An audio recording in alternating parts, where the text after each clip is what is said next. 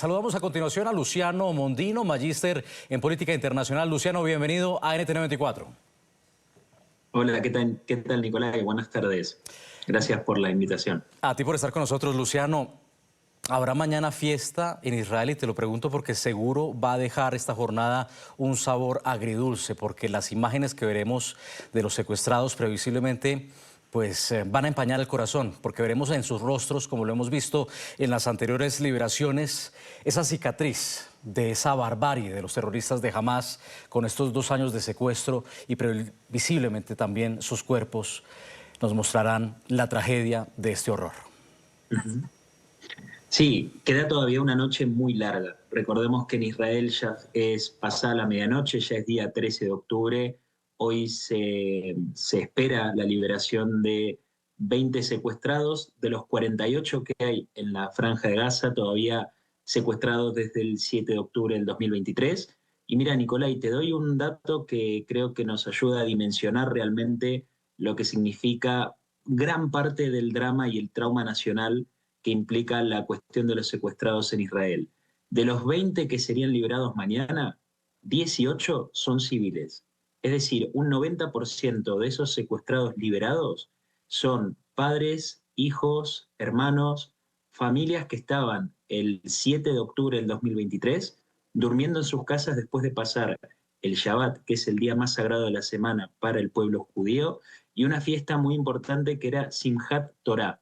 Para quienes siguen las costumbres religiosas en Israel, este proceso empezó el 7 de octubre del 2023 en Simchat Torah y termina mañana o empieza a terminar mañana muy cerca también del nuevo Simchat Torah del año 2025. Llevándote quizás a un análisis más político de lo que significa, creo que estamos sin dudas en un proceso de reconfiguración de todo el Medio Oriente que comenzó el 7 de octubre del 2023 con la masacre del grupo terrorista Hamás y que tuvo 2 momentos claves para su finalización. El primero, a finales del mes de septiembre, el ataque de la Fuerza Aérea de Israel sobre la comandancia de Hamás en Qatar. Esto fue, aunque no llegó a los resultados esperados con la eliminación completa de los altos mandos de Hamás que se encontraban allí, sí que fue un mensaje muy claro para Qatar, que es el régimen que financia a la Hermandad Musulmana y a Hamás, el grupo terrorista que gobierna hoy la Franja de Gaza. Sin duda hay un momento de quiebre, el segundo muy importante para terminar este proceso es la liberación que se espera de los 20 secuestrados con vida el día de mañana, y hay que ver realmente qué es lo que va a suceder en estas noches, que serán seguramente muy largas para todos en el Estado de Israel. No descarto que incluso haya algún tipo de guerra psicológica o tortura psicológica por parte del grupo terrorista Hamás, que mostraría una vez más su sadismo y su perversidad. Luciano, es que, vea, aquí justamente tenemos esas imágenes de anteriores liberaciones, liberaciones que utilizó Hamás como un show mediático, un circo, un espectáculo para hacer pasar a los secuestrados por otro error, otro horror, que es esta dramática exposición en medio de los terroristas armados con sus rifles, recibiendo supuestos certificados. Qué tristeza, certificados de liberación. ¿Será ese el espectáculo que estaremos forzados a ver mañana? A ver, hay rumores que indican que no. De hecho, uno de los pedidos de Israel a la hora de firmar justamente el alto el fuego y ultimar los detalles en un acuerdo que fue muy complejo, que se firmó en Egipto y que mañana va a tener todo un show político por distintos gobiernos y políticos a lo largo del mundo. En ese acuerdo Israel dejó en claro que no iba a tolerar ningún tipo de manipulación mediática en la liberación de los secuestrados. Vemos ahora también que la Franja de Gaza a estas horas está haciendo un baño de sangre por el enfrentamiento entre los hamulas, que son los clanes locales. En la Franja de Gaza toda la sociedad gazatí está dividida en clanes y cada clan tiene un liderazgo que puede comprender 5.000 o 6.000 personas dentro de cada clan. Hoy todos esos clanes se están enfrentando entre sí y muchos de esos clanes se están enfrentando de forma armada al grupo terrorista Hamás o la Yihad Islámica Palestina o el Frente Popular de Liberación Palestino, distintos grupos terroristas y armados que hay en la Franja de Gaza. Esto llevó a que Hamás emitiera un comunicado en las últimas horas en el cual prohíbe expresamente a cualquier gazatí, esto no está hablando solamente a las facciones armadas dentro de Gaza, sino también a la población civil dentro de Gaza, a que no filmen ningún tipo de posición ni ningún tipo de entrega de los rehenes.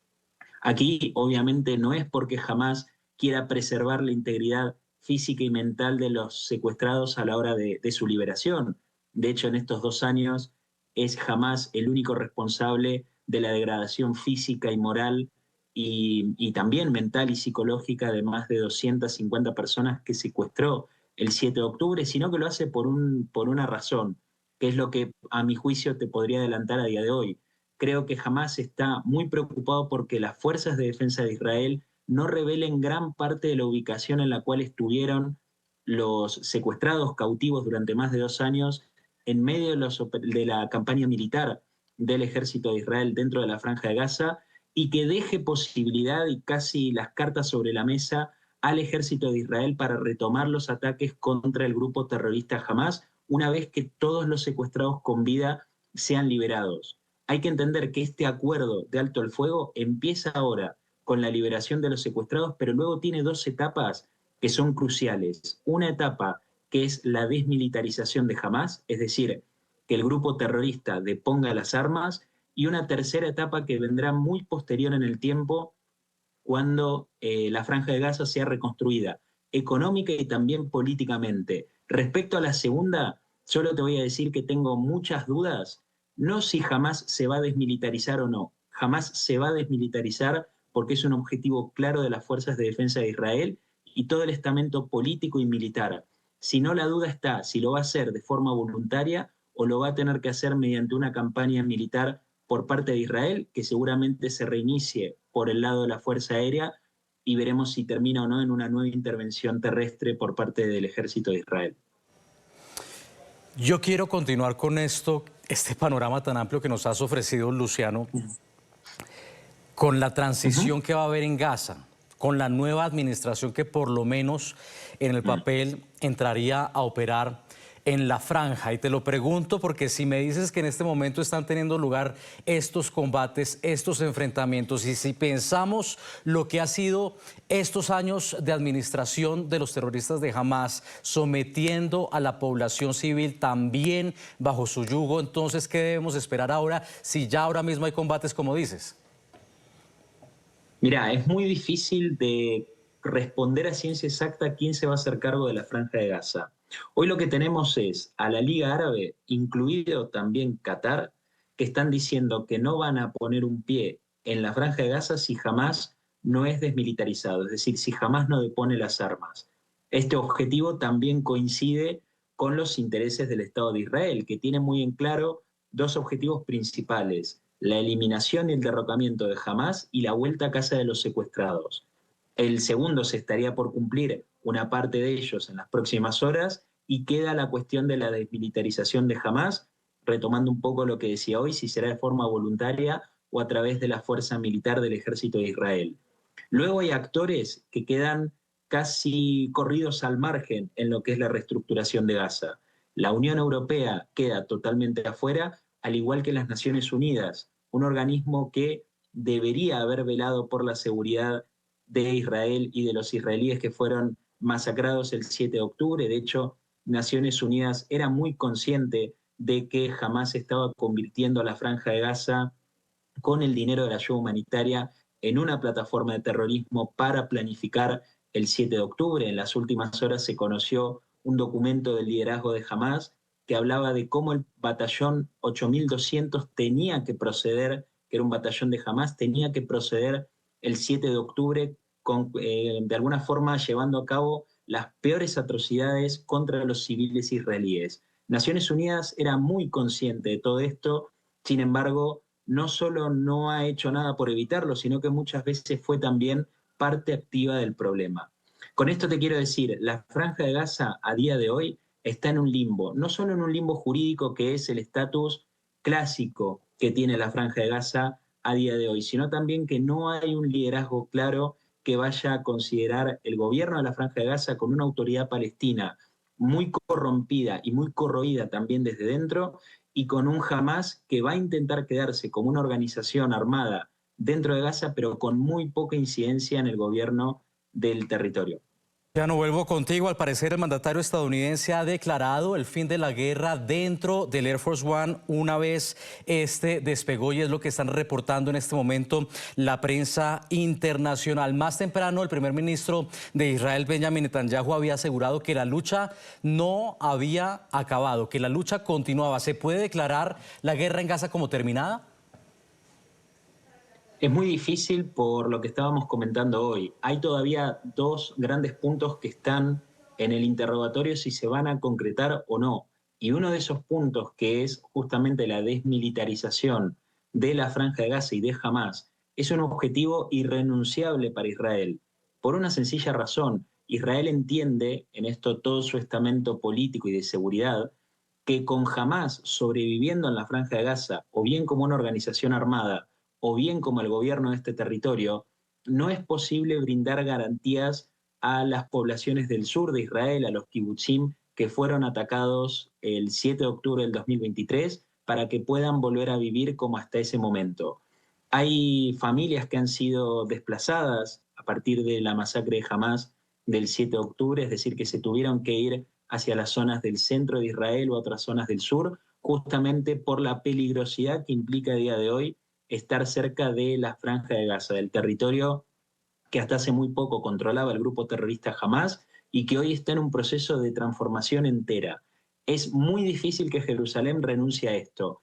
Creo que el modelo al cual tendríamos que mirar para intentar analizar la proyección de la Franja de Gaza es sin duda en el Líbano. El Líbano en el año 2006 tuvo una guerra que fue la segunda guerra del Líbano, en la cual las fuerzas de defensa de Israel enfrentaron a Hezbollah. Hezbollah, violando distintas resoluciones del Consejo de Seguridad de Naciones Unidas, se pegó a la frontera de Israel, es decir, violó el espacio del río Litani, se pegó a la frontera del norte de Israel y causó desde el 7 de octubre del 2023 hasta septiembre del 2024 el lanzamiento de casi 10.000 misiles que obligaron a 70.000 israelíes a tener que desplazarse también hacia las zonas centro del país. ¿Qué quiero decir con esto? Hezbollah, que es un partido político que integra también el Parlamento libanés, que en los últimos tiempos ha tenido muchos reveses políticos y diplomáticos y por supuesto militares, sobrevivió desde el 2006 hasta el 2024 como una organización armada con incidencia en el gobierno del Líbano, pero siendo un problema muy grande para la seguridad de la frontera norte de Israel. Hay que ver si jamás efectivamente va a ir hacia ese punto o si Israel se va a preservar el derecho de actuar cada vez que los terroristas levanten cabeza, como hace hoy Israel en el Líbano. Cada vez que Hezbollah, que fue fuertemente vapuleado militarmente en el año 2024 con la operación Vipers y la eliminación de Hassan Nasrallah y toda la plana mayor del grupo terrorista libanés, cada vez que Hezbollah intenta recobrar algún tipo de poder y volver a atacar a Israel, la Fuerza Aérea golpea o en las zonas cercanas a Beirut, controladas por este grupo terrorista, o la zona sur del país, que es la base operativa de Hezbollah. Muy probablemente en la Franja de Gaza veamos esto: Hamas intentando quedarse como una organización armada e Israel preservándose el derecho de actuar cada vez que los terroristas busquen levantar cabeza. Era Luciano Mondino, magíster en política internacional, quien nos acompañaba a tan solo horas de lo que sería un acontecimiento histórico, pero que sin embargo deja la duda de qué va a pasar después en la Franja de Gaza. Luciano, gracias. De nada, buenas noches. Buenas noches. Pues